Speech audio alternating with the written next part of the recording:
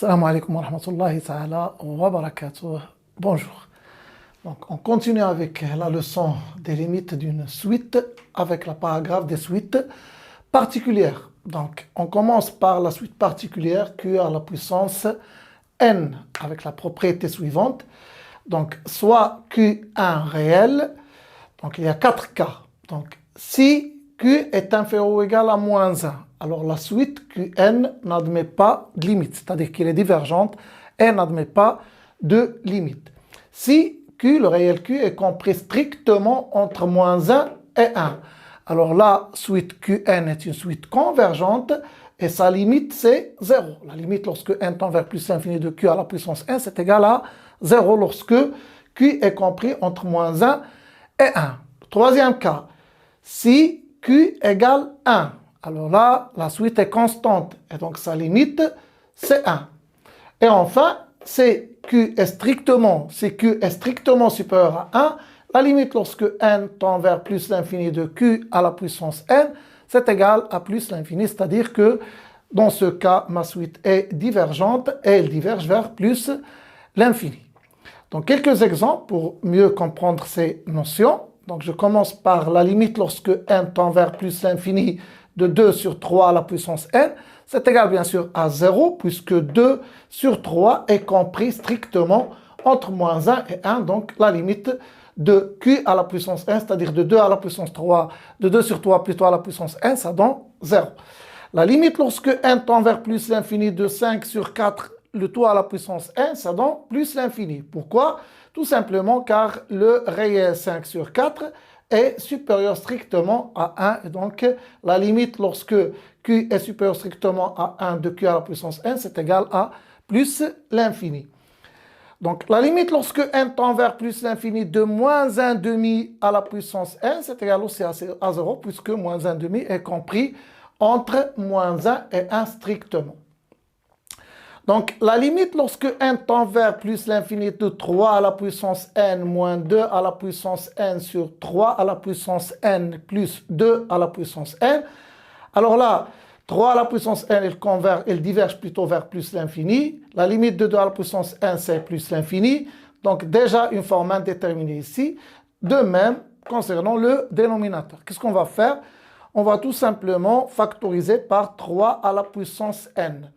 Donc, 3 à la puissance n facteur de 1 moins 2 à la puissance n sur 3 à la puissance n, c'est-à-dire moins 2 sur 3, le tout à la puissance n. Et l'on est de même pour le dénominateur. On va factoriser par 3 à la puissance n et ça va donner 1 plus 2 sur 3, le tout à la puissance n. Je vais simplifier par 3 à la puissance n. Donc, reste la limite lorsque n tend vers plus l'infini de 1 moins 2 sur 3 à la puissance n sur 1 plus 2 sur 3 à la puissance n. Sachant que 2 sur 3 est compris strictement entre moins 1 et 1. Donc la limite lorsque n tend vers plus l'infini de 2 sur 3, le tout à la puissance n, ça vaut 0. Donc on passe maintenant à une autre suite particulière. Donc il s'agit de la suite Vn définie par Vn égale f de Un. Donc, on commence par la propriété. Donc, soit f une fonction définie sur un intervalle ouvert i et L un élément de i. Et soit un une suite à terme dans i, telle que la limite lorsque n tend vers plus l'infini de un égale L. Donc, avec cette condition, si f est continu au point L, alors la limite lorsque n tend vers plus l'infini de f de un, c'est égal à f de la limite lorsque n tend vers plus l'infini de un. Et je sais que la limite lorsque n tend vers plus l'infini de un, ça vaut L. Donc, c'est égal à f de L. Plus ou moins, c'est-à-dire qu'on peut faire entrer la limite à l'intérieur de la fonction si la fonction est continue au point L. Donc, pour mieux comprendre, je vais essayer de voir un exemple. Donc, je vais considérer la suite un définie par quel que soit n appartenant à n, un égale cosinus pi n carré sur n carré plus 1.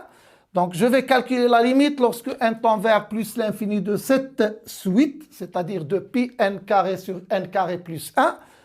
Donc, cette limite, c'est égal à la limite lorsque n tend vers plus l'infini de pi n carré. Ici, je vais factoriser par n carré. Donc, c'est n carré facteur de 1 plus 1 sur n carré.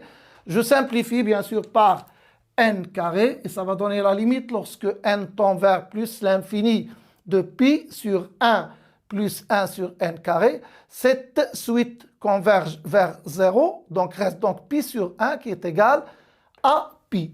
Maintenant, la fonction qui à x fait correspondre cos x est une fonction qui est continue au point pi plutôt, puisqu'elle est continue sur R. Donc, je peux dire que la limite lorsque n tend vers plus l'infini de cos de pi n carré sur n carré plus 1, c'est égal le cos de la limite lorsque n tend vers plus l'infini de pi n carré sur n carré plus 1.